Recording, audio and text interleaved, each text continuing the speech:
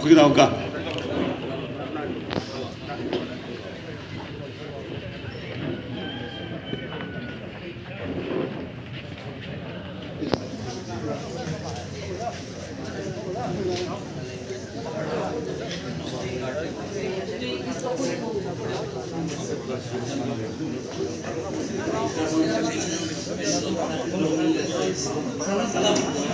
Your memory,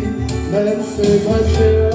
shall be the sea, heaven your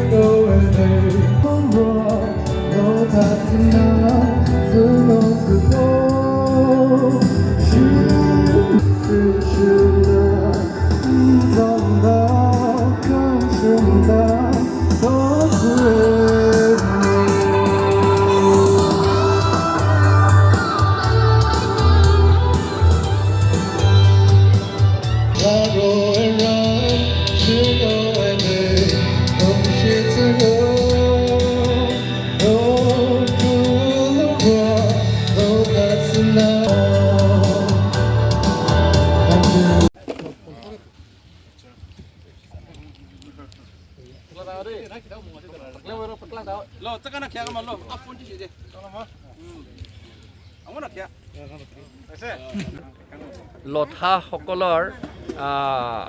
harvesting festival নামটো কি আছিলে এইটো টকু এমং হাৰ্ভেষ্টিং ফেষ্টিভেল হৈছে গোটেই ইয়াত কাৰ্বি আংলঙত থকা লথা নাগাবিলাক আৰু আমি APHLC লিডাৰ্ছ টপ লিডাৰ্ছসকলে ইয়াত আহি পেলাই আমি মিটিং কৰিলোঁ ইয়াত চেলিব্ৰেশ্যন হৈছে খোৱা বোৱা হৈছে আৰু 6 শিডিউল ওপৰত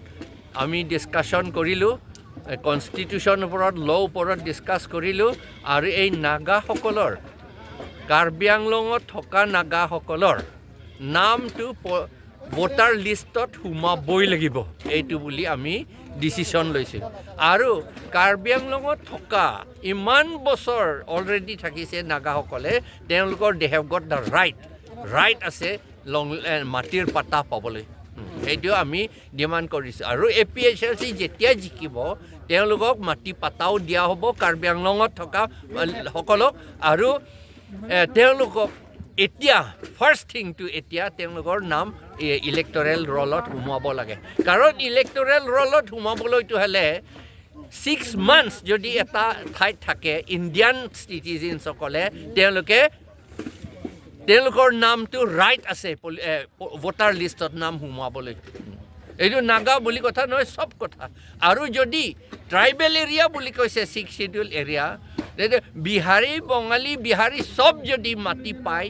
মাটি পাতা পায় আৰু ভোটাৰ লিষ্টত পায় তেতিয়াহ'লে নাগাসকলে ইণ্ডিয়ান চিটিজেনছ হয় না কাৰ্বি আংলঙত থাকে তেওঁলোকে কিয় নাপাব